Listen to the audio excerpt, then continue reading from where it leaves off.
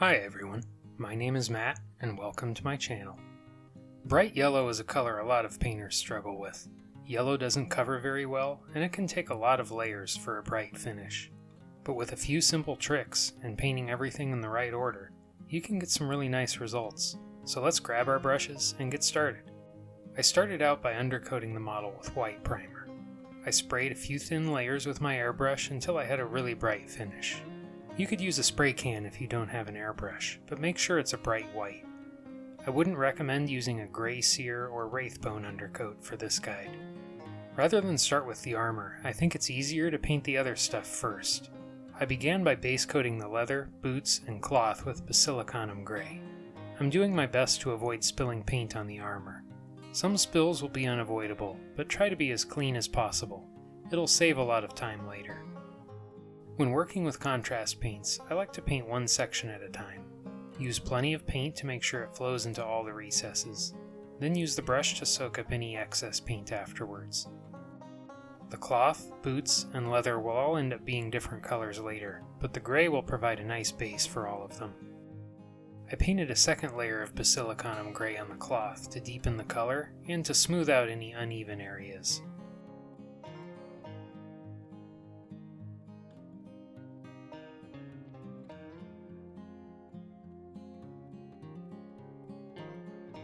Next I painted a layer of black Templar on the boots and gloves. With the gray layer underneath, the black Templar layer will end up being smooth and even, compared to just painting black Templar on its own.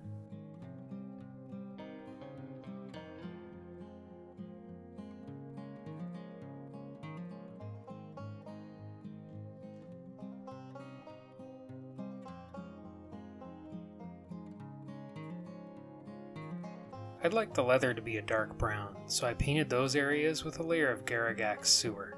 Just like with the boots, the gray base coat provided a nice undertone for the brown, and the end result is much more smooth and even than the brown paint would be on its own. All of these areas are really dark and look similar right now, but we'll add some highlights later and that will differentiate them.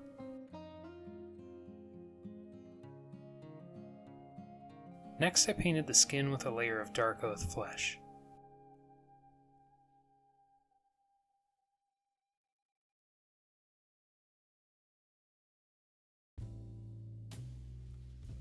Before we start the yellow armor, it's important to touch up the white primer. The cleaner you were in the earlier steps, the less work you'll have here. Sometimes white primer isn't a pure white, it's often a really light gray, so you may need to add a little gray into your white in order to get it to match.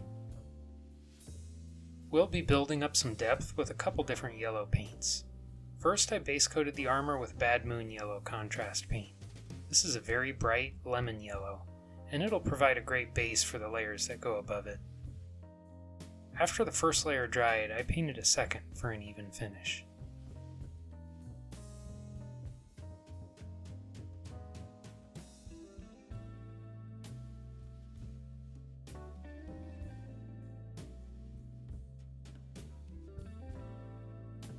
Let's switch to Imperial Fist contrast paint, a deeper, orange-leaning yellow, and build up the depth some more. Now is a great time for me to ask you to do those YouTube things that we all love so much. If you're liking the video so far, please give it a like.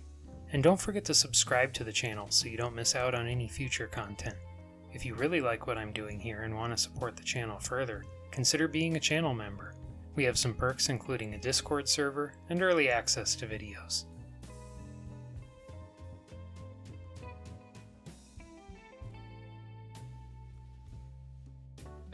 Next I painted one more layer on the yellow, this time a shade of Casandora yellow.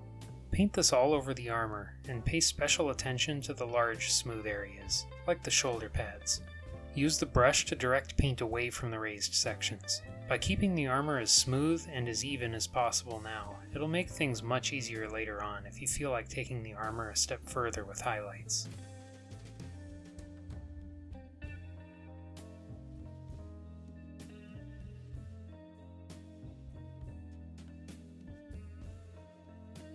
We'll move on from the armor for now.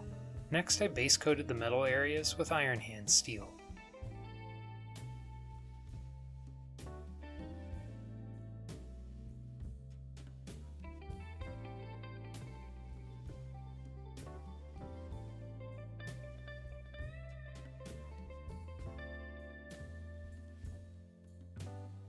Then I shaded them with Basilicanum Gray.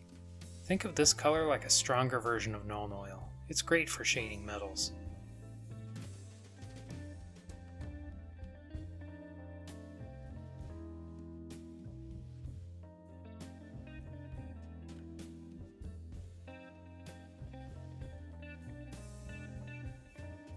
After the shade dried, I painted the rest of the gun with black.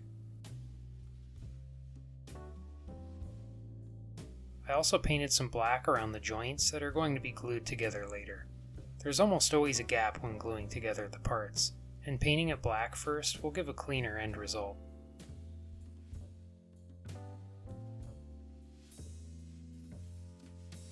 Next I painted the last remaining details with Runelord brass.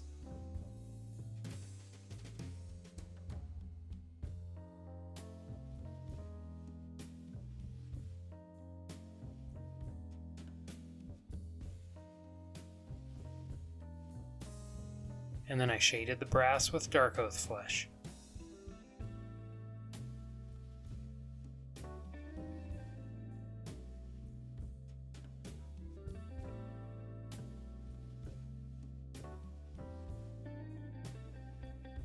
At this stage you could base the model and call it finished, but I'd like to add some highlights, so let's keep going.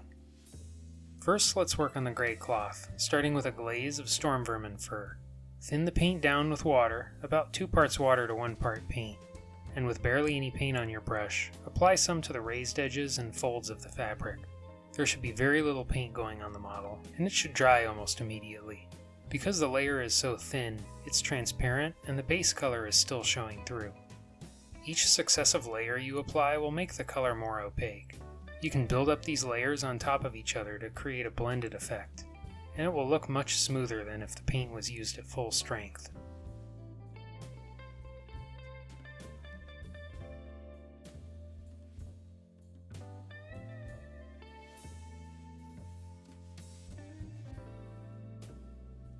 Next I mixed some Bonewhite into the gray and I highlighted the edges of the cloth.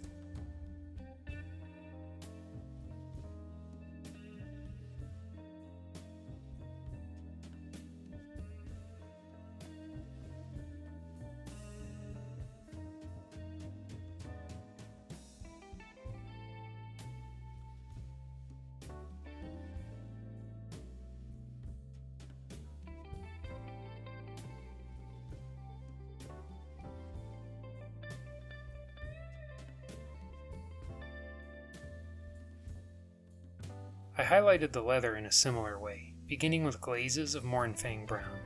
Dilute the paint with about 2 parts water, and with barely any paint on the brush, build up a few transparent layers of paint until you're happy with the result.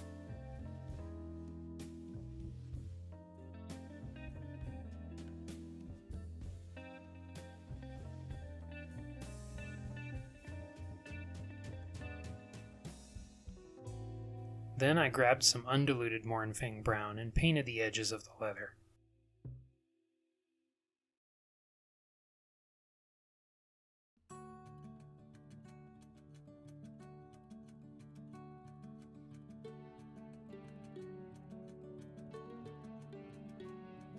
If you get overzealous with the Mournfang brown or make any mistakes, you can fix it with a glaze of Rhinox hide.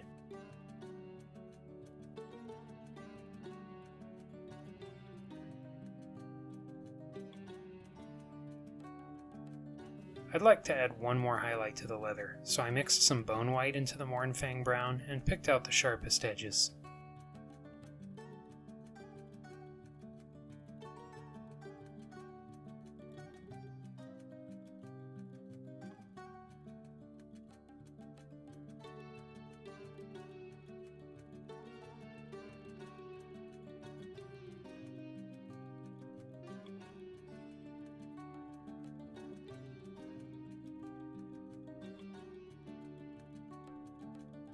Next I highlighted the boots, beginning with a glaze of gray number 2 from my custom grayscale, and you can learn how to mix your own set in this video here. If you don't feel like mixing anything, Eshin Gray is a close match. I'm applying this glaze in a similar way to the previous glazes, but I'm trying to direct more of the paint to the edges. I'd like to keep the boots dark to distinguish them from the gray cloth, and restricting the highlights to the edges can help them look darker.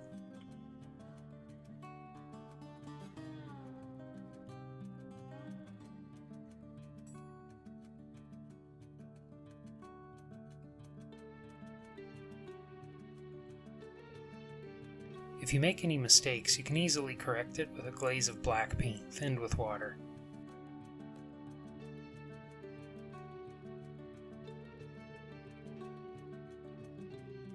I highlighted the boots one more time with a lighter gray. This is gray number 4 from my custom grayscale, and if you don't feel like mixing anything, Dawnstone is a close match. I painted this on the sharpest edges, and I also added a few scratches here and there.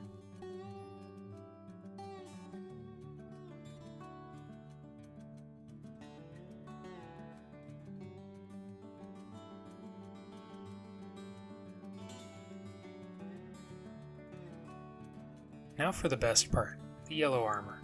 The first thing I want to do is add some darker shadows to the deepest recesses. I'm using thinned Mournfang brown since I already had some on my palette, but you could use any dark brown or black if you like. The reason I didn't do this shading earlier is it takes a little time since you have to be so precise with it, and I would probably omit this step if I wasn't highlighting the model.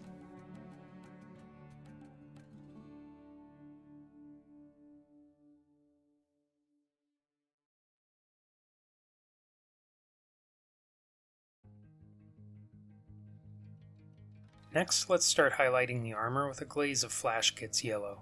Thin the paint with about an equal amount of water, and with barely any paint on the brush, apply some to the raised areas. The paint should dry almost immediately after applying it. Rather than focus on the edges, I'm looking for any areas where the yellow layers dried unevenly, and I'm also glazing the top half of the armor panels. Build up a few layers as needed until you're happy with the results.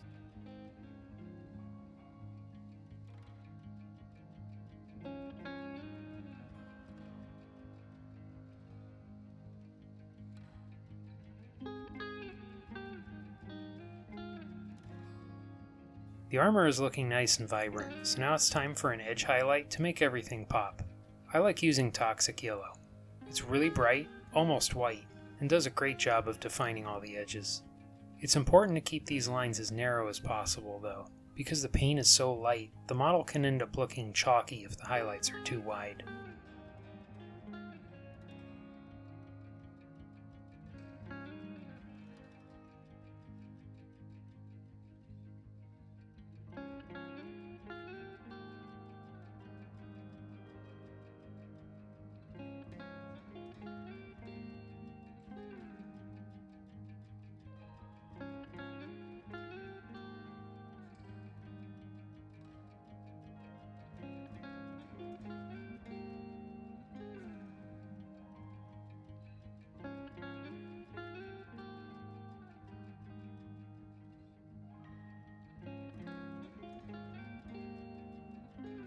Just a few details left to go.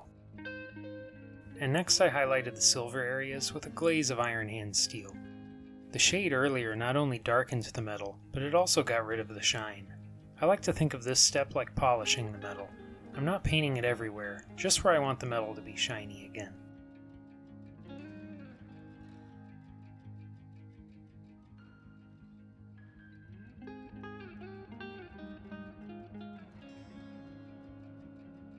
Then I picked out the edges of the steel with Stormhost silver.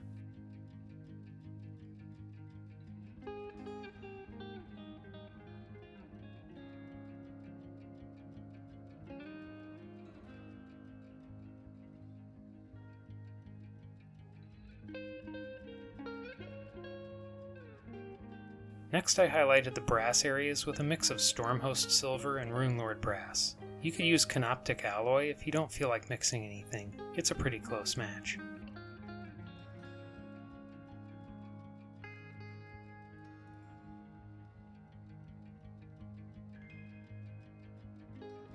I highlighted the edges of the gun with gray number 2.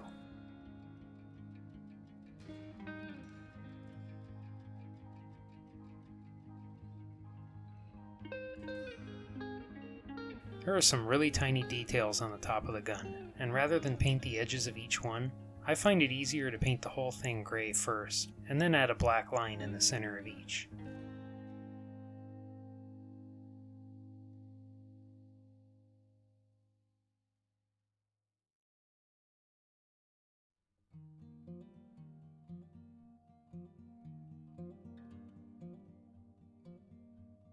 I want the gun to look different from the boots, so I decided to highlight it with Fenrisian gray next. This color is a big step up in value, so make sure the lines are as narrow and as accurate as you can make them.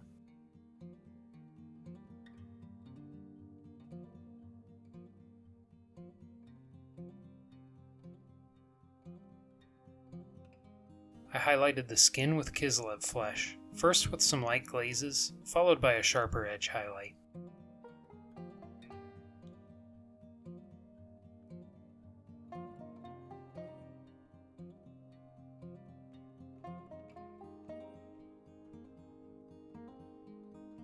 Then I picked out a few of the sharpest edges with Flayed one flesh.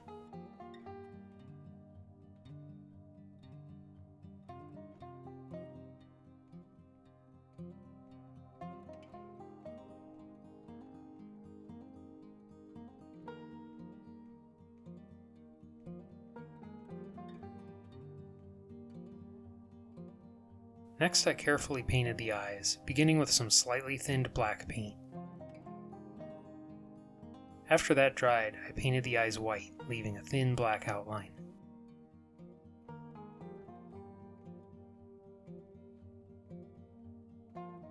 And then I added the pupils with a dot of black.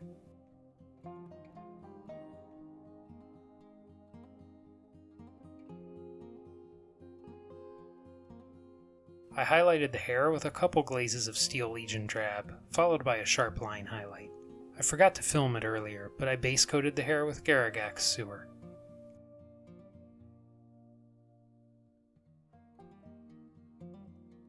I used an old brush to apply some textured paste to the base, and before the paste dried, I sprinkled on some coarse gravel and fine sand.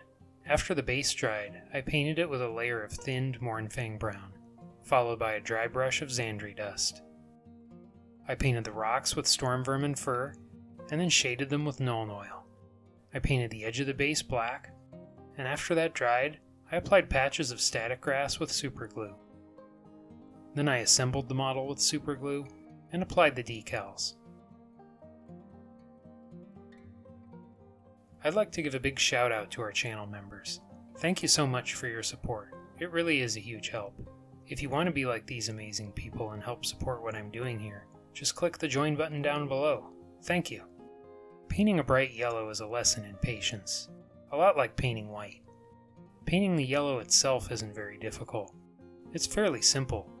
The most difficult thing is managing to paint everything else on the model without messing up the yellow. But if you take things slowly and paint as neatly as possible, you can get great results. Do you find any colors challenging to paint? Drop a comment below and share your thoughts. Well, that's it for now. Thanks for watching, and until next time, happy painting.